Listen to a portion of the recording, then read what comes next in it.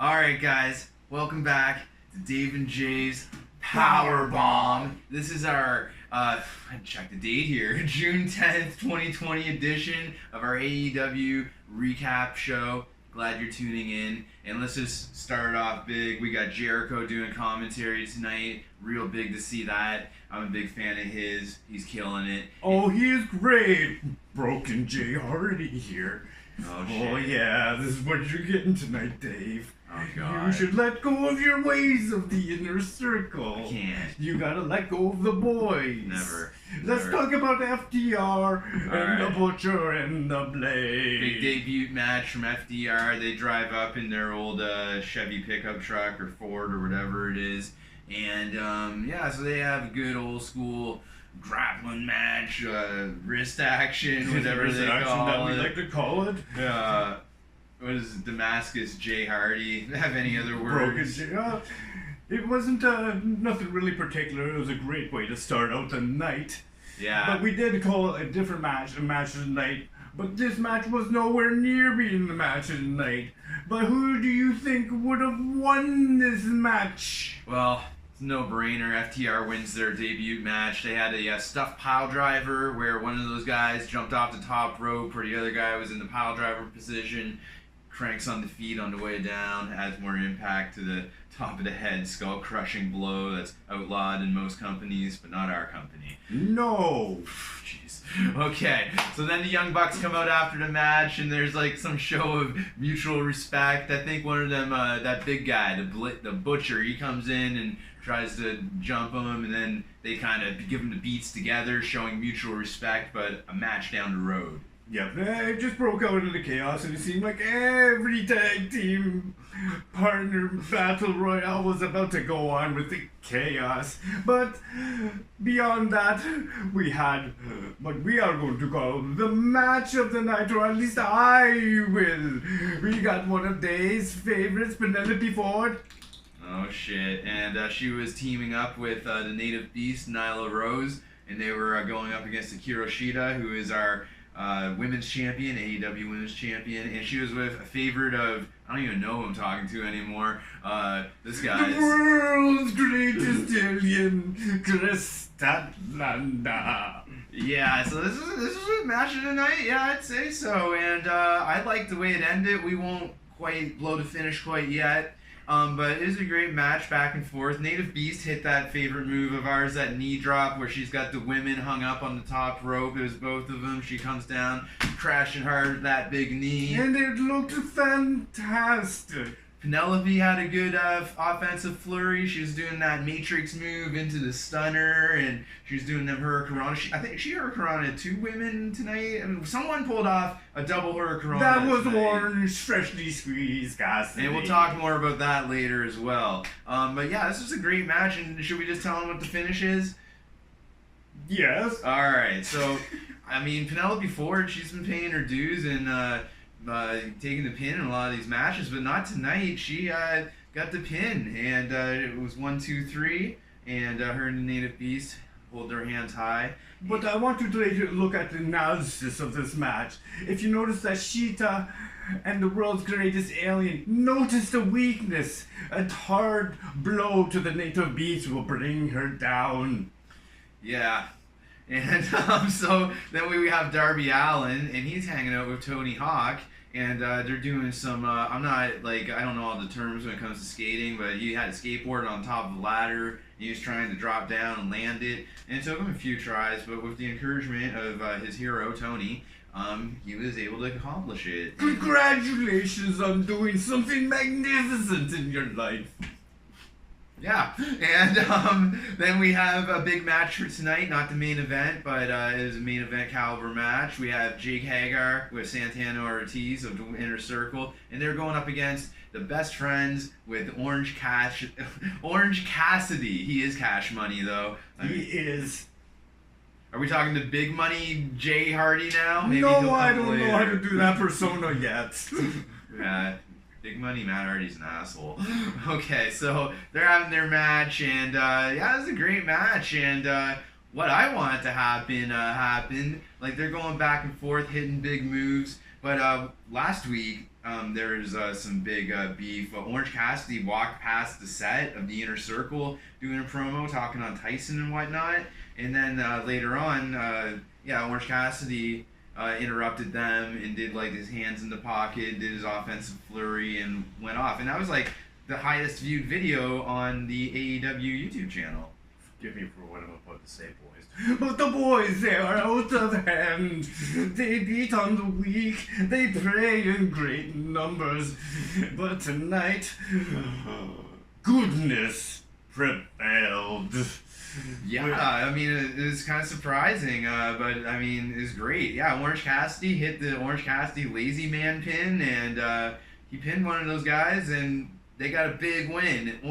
It's like the best friends have a guaranteed spot at the tag team champions, whoever that may be, going into Fyter Fest. So they're in a good position. And Orange Cassidy couldn't even celebrate his win because I'll let Jay Hardy describe what happened.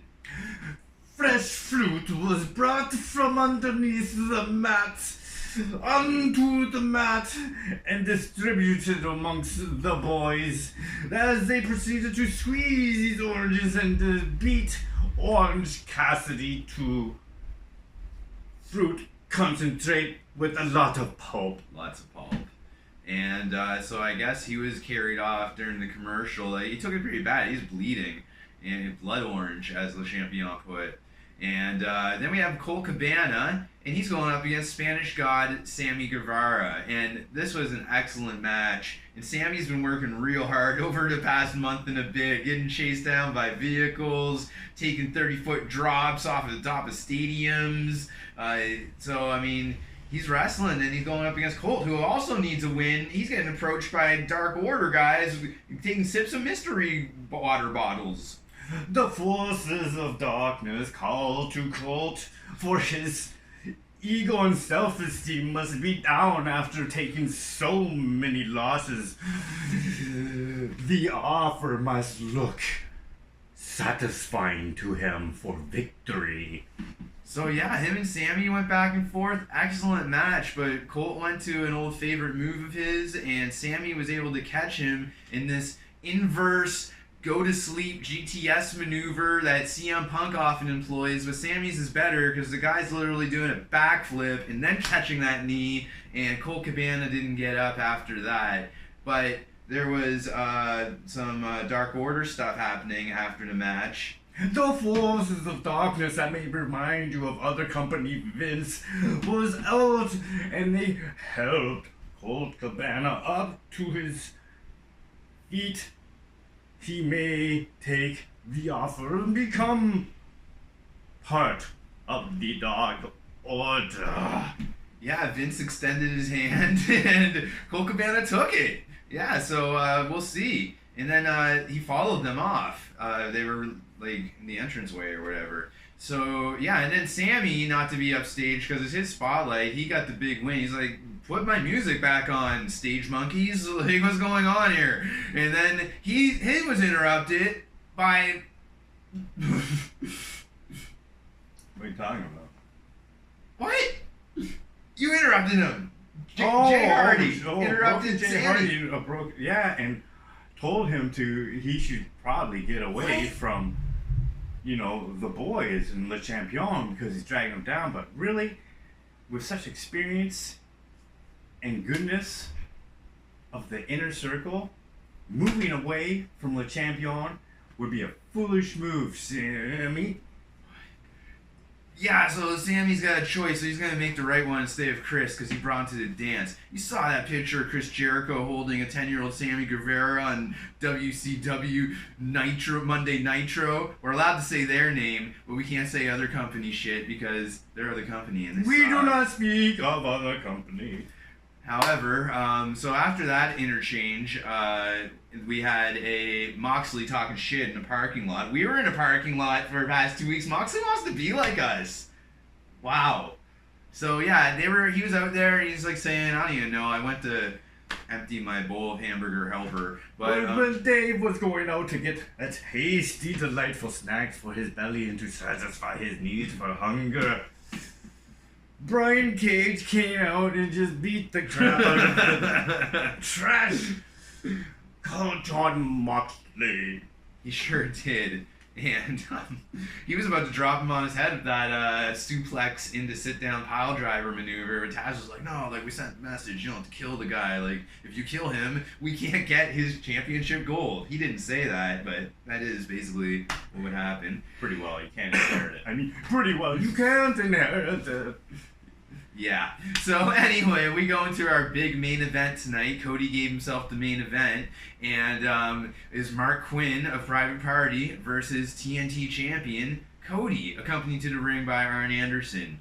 And so I mean, they put on a hell of a match. Cody didn't get bloodied tonight. Orange Cassidy took the blood for everyone tonight. Someone has to every night. But I mean, yeah, it was a great match. But I mean, like, who do you think, like, I don't know, should I blow to finish, like, or should we talk about the match more? There's some cool spots. Did Jay Hardy see anything that is... The frat boy begins the checks and signs the signatures. There was no chance in hell that Cody, whose name we cannot speak of anymore because of other company. The company will take your name, they'll take your family, they'll take your job, they'll take your freedom. And, but, I mean, Cody's great. I mean, you know, I'm a Cody guy, and I want to put that on the record. So, yeah, so, what happened at the end here? Like, Cody won. Cody won the match. He's still a TNT champion. Indian leg lock. Yeah. What do they call that? Indian Death Lock? Indian Death Lock. Indian Death Lock. Yeah, and it's cool to see they brought that back. You don't see people winning matches anymore. So it's a submission victory from Cody with use of Indian Leg Lock. Or Indian Death Lock.